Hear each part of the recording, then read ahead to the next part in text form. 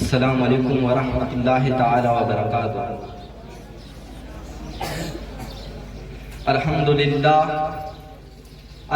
للہ رب العالمین والعاقبۃ للمتقین والصلاة والسلام علی سید المرسلین وعلی آلہ وصحبہ اجمعین ومن تبعہم بإحسان الی یوم الدین۔ اما بعد، اعوذ باللہ من الشیطان الرجیم، بسم اللہ الرحمن الرحیم۔ انا ارسلناک شاہدا ومبشرا ونذیرا لتؤمنوا باللہ ورسولہ وتعزروہ وتوقروہ۔ صدق اللہ العلی العظیم وبلغنا رسولہ النبی الامین الکریم، ونحن علی ذلک لمن الشاہدین والشاکرین والحمد للہ رب العالمین۔ سامعین حضرات، آئیے سب سے پہلے بارگاہ رسالت مآب صلی اللہ تعالی علیہ وسلم میں درود شریف کا ہدیہ پیش کریں۔ تو پڑھیے بآواز بلند درود شریف۔ اللہم صلی علی سیدنا و مولانا محمد وبارک وسلم، صلاۃ و سلام علیک یا رسول اللہ، صلاۃ و سلام علیک یا حبیب اللہ صلی اللہ تعالی علیہ وسلم۔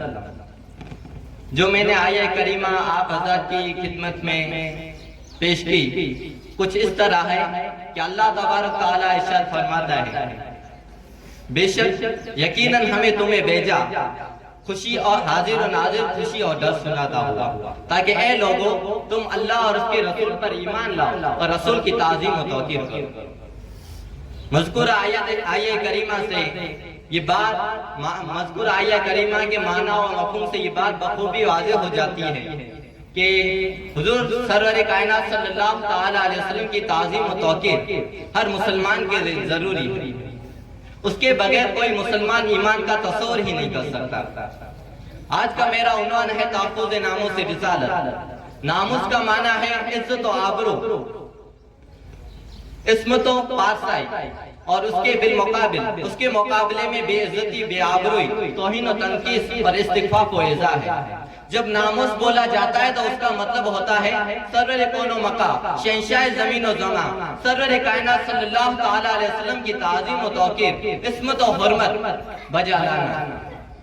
یہ تو ہر امت کے لیے لازم و ضروری ہے اور اہم فرائض میں اہم ترین فرض ہے۔ اور اس کے بالمقابل اگر کوئی سرور کائنات صلی اللہ تعالی علیہ وسلم کی گستاخی اور بے ادبی اور توہین کرے تو ایسا شخص اسلام سے خارج اور کافر و مرتد ہو جاتا ہے اور گردن زنی کا حقدار بن جاتا ہے۔ ناموس رسالت مآب صلی اللہ تعالی علیہ وسلم پر جان، مال و دولت سب کچھ قربان کرنا ایمان اور سچے مسلمان ہونے کی پہچان ہے۔ اللہ تبارک تعالی ارشاد فرماتا ہے لِتُؤْمِنُوا بِاللَّهِ وَرَسُولِهِ وَتُعَزِّرُوهُ وَتُوَقِّرُوهُ، تاکہ اے لوگوں اللہ اور اس کے رسول پر ایمان لاؤ اور رسول کی تعظیم و توقیر کرو۔ جن باتوں سے حضور صلی اللہ تعالی علیہ وسلم کی توہین پیدا ہوتی ہے ان سے اللہ تبارک تعالی نے منع فرمایا ہے، تو گویا کہ اللہ نے اپنے محبوب کی تعظیم و توقیر کا حکم فرمایا ہے۔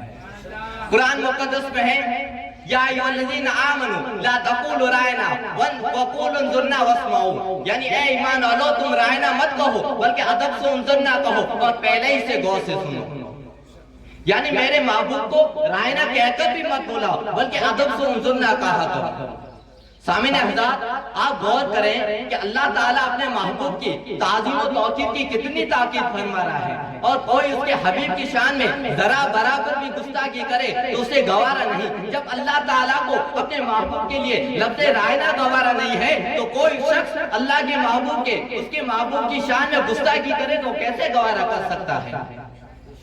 قرآن کریم کی سینکڑوں آیتیں اسی کا حکم دیتی ہیں، بے شمار احادیث طیبہ اسی پر شاہد ہے۔ امت کا اجماع اور قیاس و عقل کا فیصلہ بھی یہی ہے کہ حضور صلی اللہ تعالی علیہ وسلم کی تعظیم و توقیر ایمان اور تقاضا ایمان ہے، اور جو حضور صلی اللہ تعالی علیہ وسلم کی بارگاہ کی توہین کرے تو ایسا شخص اسلام سے خارج ہو جاتا ہے۔ سامعین محترم، ہمارا عنوان ہے تحفظ ناموس رسالت اور احادیث۔ یعنی میرا عنوان ہے تحفظ ناموس رسالت اور احادیث۔ تو کیا حضور صلی اللہ تعالیٰ علیہ وسلم اپنی عزت اور ناموس کی حفاظت کے لیے خود ہی ارشاد فرماتے ہیں؟ جی ہاں، حضور صلی اللہ تعالیٰ علیہ وسلم ناموس کی حفاظت کے لیے خود ارشاد فرماتے ہیں۔ شفا شریف جلد نمبر 2 948 پر یہ حدیث موجود ہے کہ حضور صلی اللہ تعالیٰ علیہ وسلم نے ارشاد فرمایا، من سب نبی فاقتلوا ومن سب صحابی فاضربوا۔ بعد آج اس میں فاضربوا کی جگہ فجلدوا آیا ہے۔ تو اب اس کا معنی یہ ہوا کہ جو نبی کریم صلی اللہ تعالیٰ علیہ وسلم کو گالی دے تو اسے قتل کر دو، اور جو میرے صحابہ کو گالی دے اسے کوڑے مارو۔ سامعین محترم، کسی شخص کو گالی دینا اس کی توہین اور تنقیص اور ایذا رسانی ہے۔ یہی گالی اگر کسی صحابی کو دی جائے تو وہ بندہ سزا کا مستحق ہو جاتا ہے۔ یہ گالی ایسی گستاخی ہے کہ اگر کسی نبی کو دی جائے تو وہ واجب القتل ہو جاتا ہے۔ سامعین محترم، فتح القدیر جلد نمبر 4 صفحہ نمبر 380 پر فتاوی میں امام الائمہ امام اعظم ابو حنیفہ رحمۃ اللہ علیہ کا مذہب بیان کیا گیا ہے کہ جو نبی کریم صلی اللہ تعالیٰ علیہ وسلم کی گستاخی کرے تو اس کا سر قلم کیا جائے گا، وہ واجب القتل ہے، اور وہ توبہ کرے تو اس کی توبہ قبول نہیں کی جائے گی، خواہ وہ مسلمان ہو یا کافر۔ اور آپ کے شاگرد اور متتبعین نے بھی آپ کی قول کی تقلید کی ہے اور امت کے سامنے اپنا موقف یہی رکھا ہے کہ گستاخان رسول بد سے بدتر ہیں، انہیں دنیا میں جینے کا کوئی حق نہیں۔ اب آئیے کتاب اللہ کے بعد اصل کتب یعنی صحیح بخاری کی احادیث ملاحظہ فرمائیں۔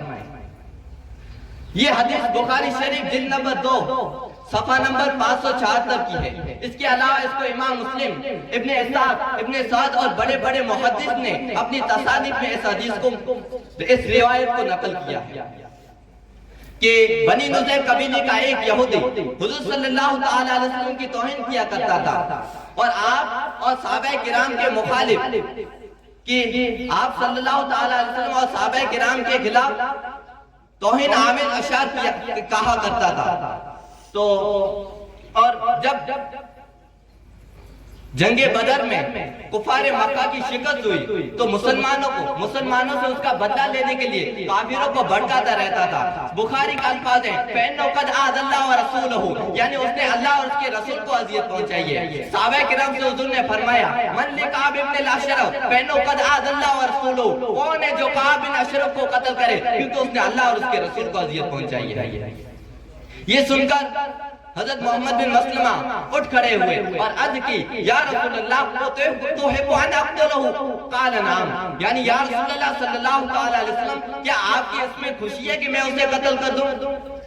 تو حضور نے فرمایا جی ہاں۔ تو حضرت محمد بن مسلمہ اور ان کے ساتھ اور صحابہ نے شرکت کی۔ حضرت محمد بن مسلمہ سب سنتے جب کعب بن اشرف پر مکمل قابو پا لیا تو اپنے ساتھیوں سے کہا کہ اب حملہ کر دو، تو سب صحابہ کرام نے گستاخ رسول کا سر قلم کر دیا اور حضور صلی اللہ تعالیٰ علیہ وسلم کی بارگاہ میں آ کر اس کی خوشخبری سنائی۔ اسی طرح بخاری شریف جلد نمبر 2 صفحہ نمبر 577 پر یہ روایت بھی موجود ہے کہ ابو رافع حجاز کا معروف تاجر اپنے قلعہ نما مکان میں رہتا تھا۔ یہ بڑا گستاخ رسول تھا اور حضور صلی اللہ تعالیٰ علیہ وسلم کے دشمنوں کی مدد کیا کرتا تھا۔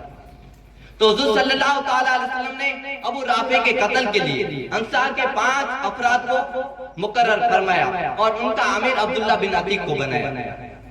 تو حضرت عبداللہ بن عتیق رضی اللہ تعالیٰ عنہ شام کے وقت قلعے کے اندر داخل ہوئے اور سیڑھی کے ذریعے اس کے کمرے میں گئے اور اسے قتل کر دیا۔ جب آپ سیڑھی تک پہنچے، جب آپ سیڑھی پر واپس آئے تو آپ کا پیر سیڑھی سے گر گئے اور آپ کی ایک ٹانگ ٹوٹ گئی۔